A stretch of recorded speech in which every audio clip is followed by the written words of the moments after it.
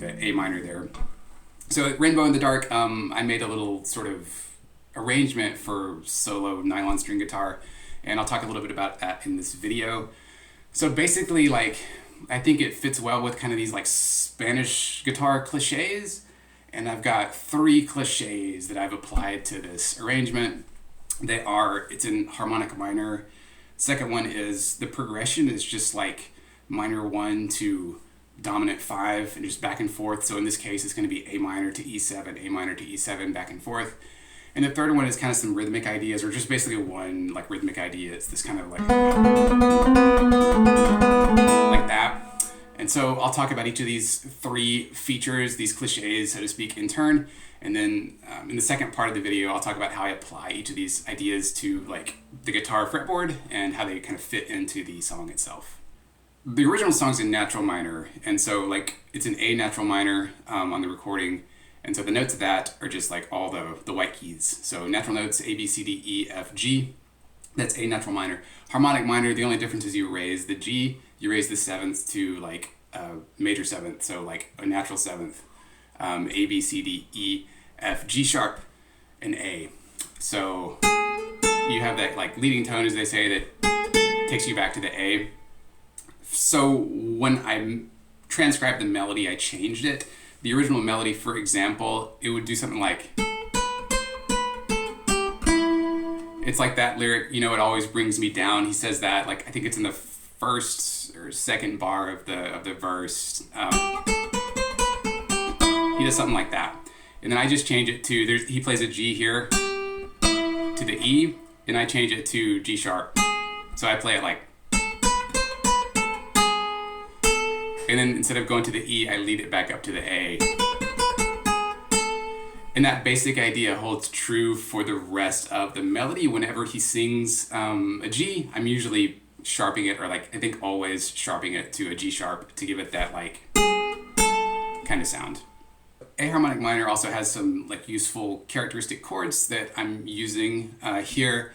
And I already talked about like the A minor chord and the E7, and so mostly kind of harmonically I'm just going back and forth between those two. That's it. It's really simple. It's nice. It's also nice because I can play this A as like a bass note, like as an open string, and then also E here as an open string.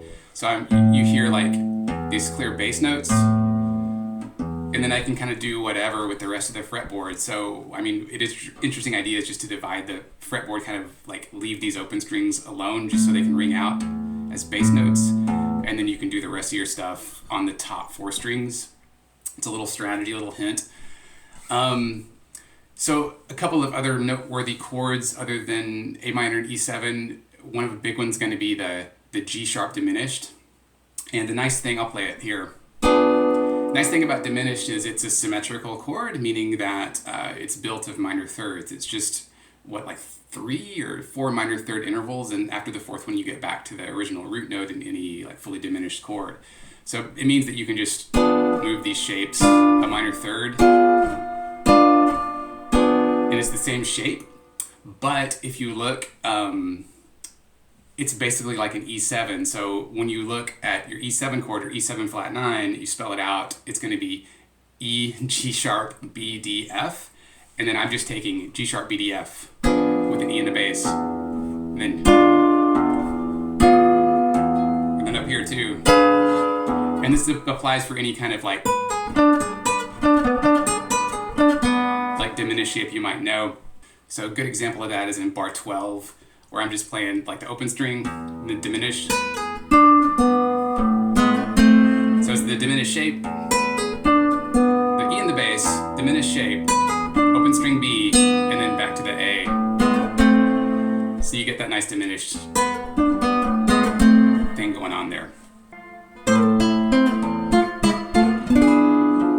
So another thing is the F, like here the F. F is another important chord I was using. Like when I was a kid, I had a friend, we were both learning guitar, and one day he was showing me this. He was like, like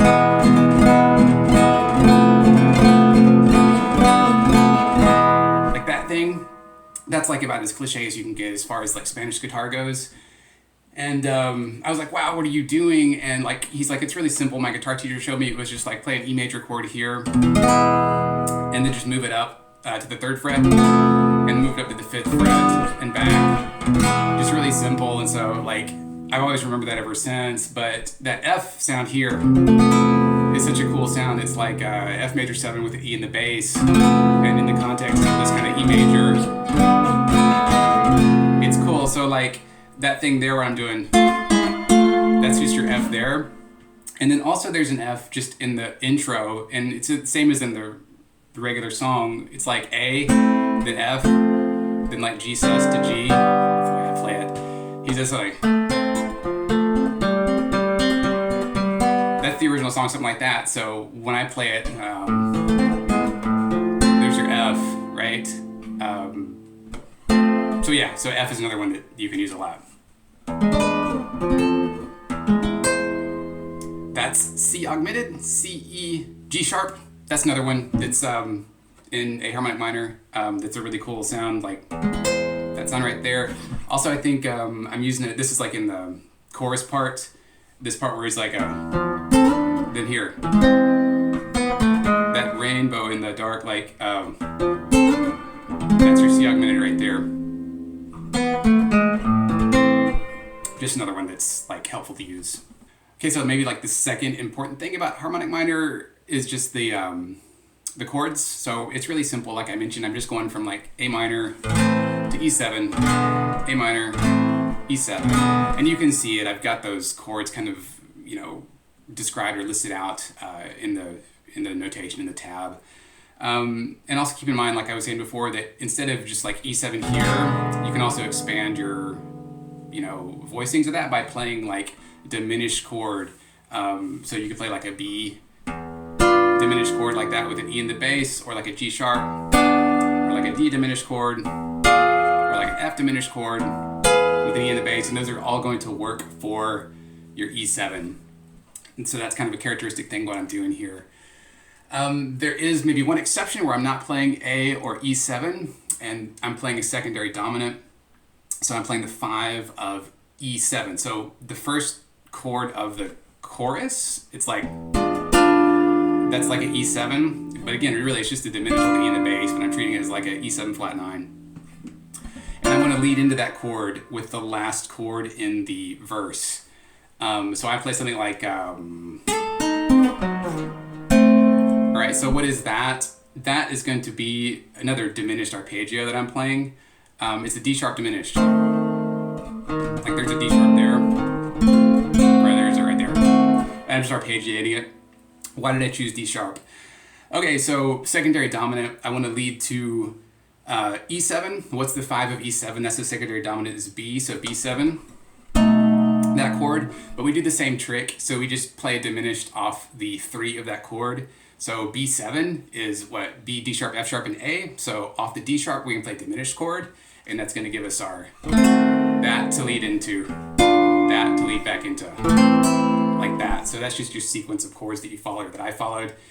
An easy way to think about that is instead of like the 3rd of the 5 for the diminished, you can just say like, okay, so I want to lead to E. What's a half step below E is D sharp, and then D sharp diminished is what I can play. That's the easiest way to do it. It's the same with going from E7 to A and playing the diminished. So you say like, okay, I want to go to A. What's a half step below A is G sharp. So I can play G sharp diminished like here to resolve to A. And that's all you got to do. Okay, so the last cliche I got here is something that I'm just calling like 16th note triplets. And like, so you play 8th notes here, like, instead of just playing that line there, I'm adding the open B and open E string and just playing it as a triplet.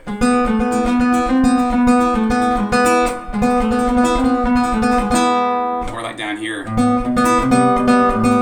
That's not so good.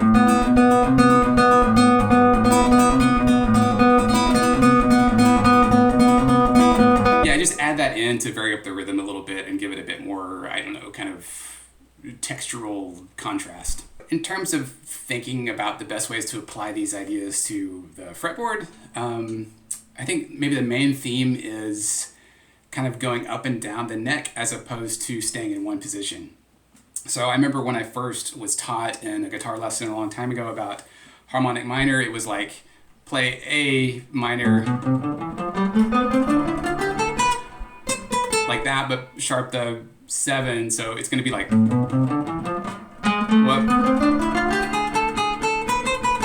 like that, right? And it's just all in this one position, and it's based on that kind of like A minor pentatonic that everybody knows, like it's that. But when you actually translate it to playing a song like this and an arrangement like this, it makes more sense in a lot of ways just to go up and down a single string. Well, single string in the first case, like that example I just had with those kind of triplets.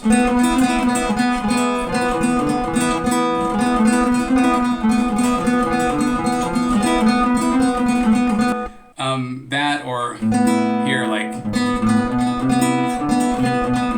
so you're just kind of going up and down a single string. Another example that's important is like with those diminished chords, because like I mentioned, you can just move the shape a minor third up and down easily. So and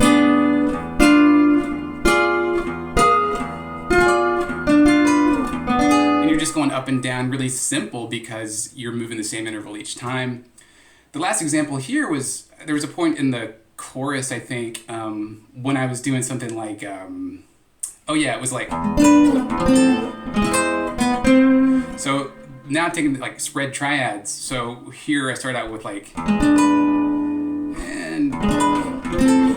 so this is like a G sharp diminished, like kind of like that one. Then I'm into F spread triad. So like here's your F, no, F, then A, then C. You could go to E there too. Then I had like the C augmented, but you could go to like A minor.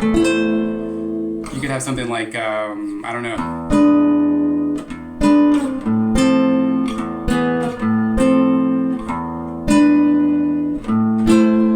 So you're really just kind of thinking about those chords like up and down as opposed to like just stuck in this one like position. Yeah, so anyway, I guess I could keep going on about this. There's more things that I could say, but I gotta kind of draw the line somewhere, I think. So if you see this and you happen to have any questions, feel free to ask in the comments. Otherwise, until next time.